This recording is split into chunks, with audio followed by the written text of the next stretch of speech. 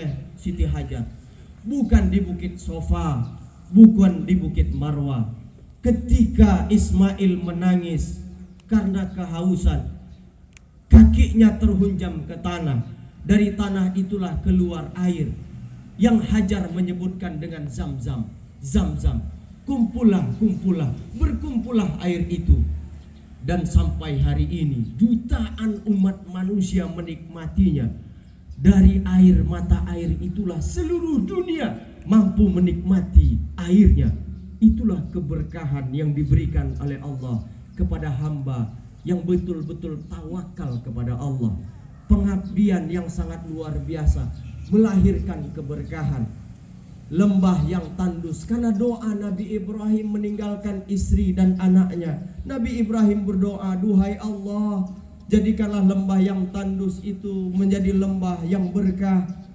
Jadikanlah orang tertaut untuk datang beribadah kepadamu. Oh, Masya Allah.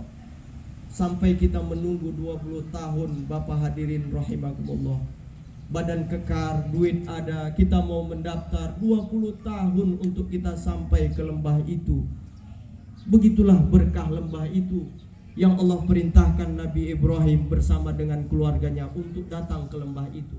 Kita kepingin datang, kita punya uang, kita mampu, tapi menunggu 20 tahun antrian untuk kita bisa datang ke lembah yang tandus tadi. Allahu Akbar, Allahu Akbar, Allahu Akbar, walillahil hamd. Ketika Nabi Ibrahim ingin berjumpa kepada Ismail, lagi enak-enaknya berjumpa usia 9-10 tahun, kembali Allah perintahkan Nabi Ibrahim dalam mimpinya untuk menyembelih Ismail. Ini pertarungan sekali lagi. Ketika digendong, ia tidak membersamai. Ketika ingin datang, Allah malah perintahkan untuk disembelih. Ma'asyiral muslimin rahimakumullah. Ada dialog yang sangat menyentuh. Ketika mimpi itu disampaikan kepada Ismail, wahai anakku, sesungguhnya aku bermimpi, dalam mimpi Allah perintahkan untuk menyembelihmu. Apa menurut pendapatmu? Qala ya abatif al-matu'mar. Wahai ayahku, laksanakanlah perintah Allah ini, dan semoga aku termasuk orang-orang yang sabar. Dalam proses singkat penyembelihan, Ismail kecil tidak diasuh oleh sang ayah, tapi luar biasa taatnya kepada Allah.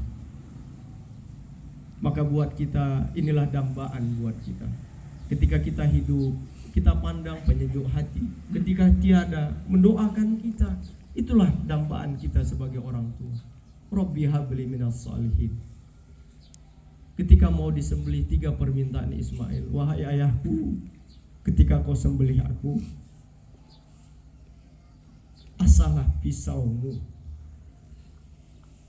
agar tidak membuatku sakit, ayah. Ikatlah tanganku dengan keras agar aku tidak meronta. Ia lipat baju luarnya. Ia pesan kepada ayahnya, sampaikan baju ini kepada ibu, ayahanda. Dan jangan baju dalamku, andai kata bercak darah, maka akan membuat ibu menjadi sakit. Inilah jawaban Ismail kecil yang sangat luar biasa, yang hari ini kita teladani dengan kita berkurban. Dan kurban yang kita lakukan hari ini adalah sebuah kurban yang kita berharap insya Allah Allah sembelihkan hati kita dari hubud dunia, dan berharap anak keturunan kita menjadi orang-orang yang soleh dan soleha. Kepatuhan yang dilakukan oleh Nabi Ibrahim atas perintah Allah amat dahsyat. Allah gantikan Ismail itu menjadi seekor domba. Allahu Akbar, Allahu Akbar, Allahu Akbar, walillahil hamd. Inilah kisah sepenggal dari hari ini yang insya Allah nanti kita akan berkurban. Dan ibadah kurban adalah sebaik-baik ibadah di bulan Idul Adha ini, di bulan Zulqaidah ini. Semoga insya Allah ibadah kurban yang kita lalui, yang kita jalani diterima oleh Allah Subhanahu wa taala. Allahu akbar, Allahu akbar, Allahu akbar walillahil hamd. Ma'asyiral muslimin rahimakumullah. Berbahagialah kita yang sudah diberikan kesempatan untuk haji dan umroh.